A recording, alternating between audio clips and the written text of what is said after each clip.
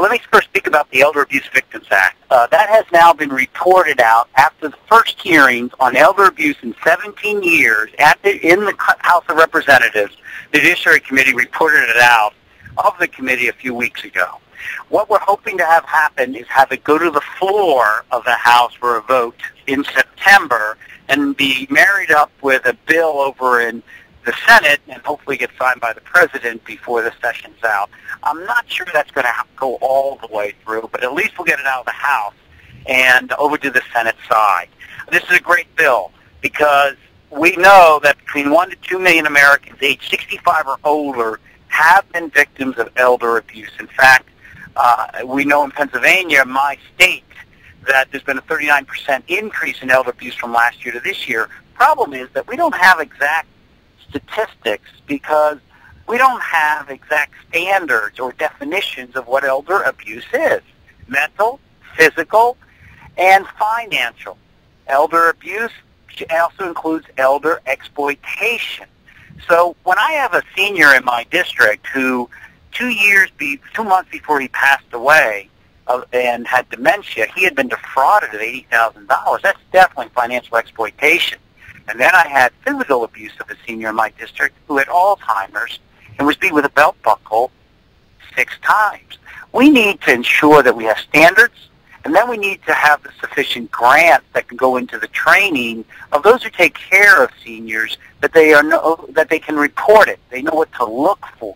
And then we need the right grants for the proper law enforcement and therefore the prevention of elder abuse. And that's what this bill does. So I'm very happy that we're starting to move towards setting some system up that will not only capture those that do abuse and prosecute them, but more importantly, prevent it. As far as the veterans bills, there are 7 out there, and of course one of the biggest concerns is expansion of mental health benefits for veterans, as well as doing a better job letting veterans know what's out there for them and connecting them to that.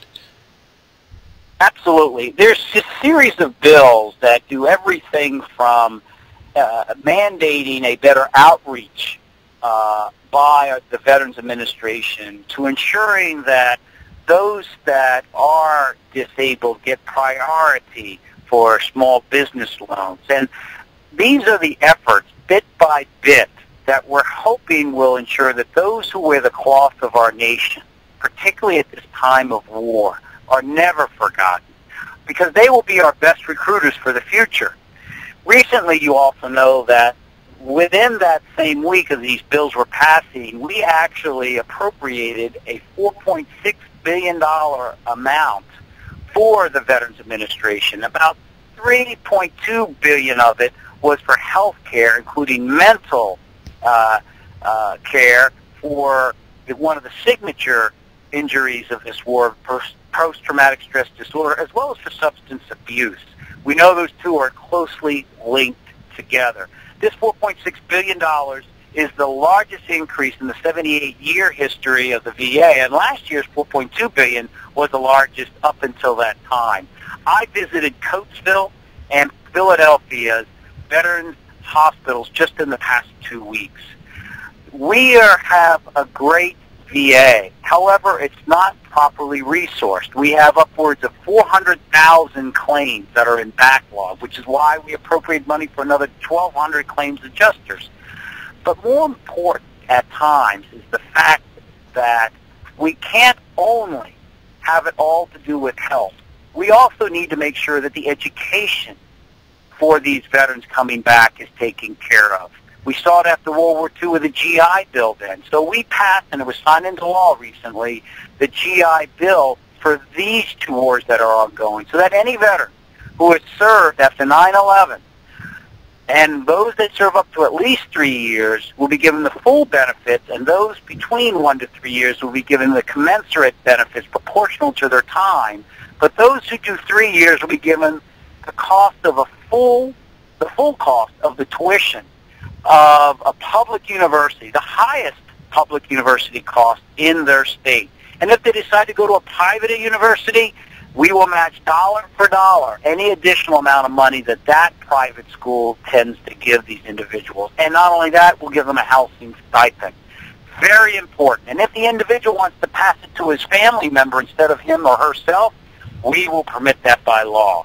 So we're trying to focus this not just on one area, but a comprehensive approach to taking care of our veterans, those who serve our nation in health, in education, and in business, so that they are ensured to becoming and remaining a productive member of our society after giving it so much.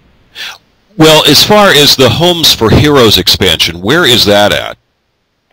Yes, this is the effort to try to have less homelessness and provide more ability for veterans to come and be able not to be homeless. We appropriated $132 million for programs administered by the VA for the homeless. This is an increase. But more as important is we gave $2 million towards trying to prevent homelessness. Was this part of the GI Bill? Pardon me? Was this part of the GI Bill? No, it is part of our appropriations bill for the Veterans Administration that this was all included in. And so this is a major step because we know that 1 out of every 4 homeless is a veteran. And as important, we are seeing the Iraqi and Afghanistan vets showing up more quickly in the homeless ranks than we did after the Korean War with the veterans or after the Vietnam War. In fact, I just had a meeting with some veterans organizations and those that deal with the homeless, and they report that those statistics we're seeing are certainly what they're seeing out on the streets. And so it's real reconfirmation, anecdotally, of what we know statistically and what's been reported. What is the schedule for Congress right now? You're to return on September 9th, and how long of a session will this be? We will be there until I think it's the 26th or 7th of September, that Friday around that period of time, and then we recess through the elections. The issue here is to ensure that there is either the appropriations bills or a continuing resolution by October 1st in order that the government keeps operating. We will have passed the appropriations bills on the House side. It's a matter of the Senate trying to finish their bills, and things don't have a bright prospect for that right now. So probably at the end of the day, we're going to see a continuing resolution prior to breaking for recess for the elections. I voted of interest not to go on recess during August because I had wanted us to remain and try to work on the energy crisis.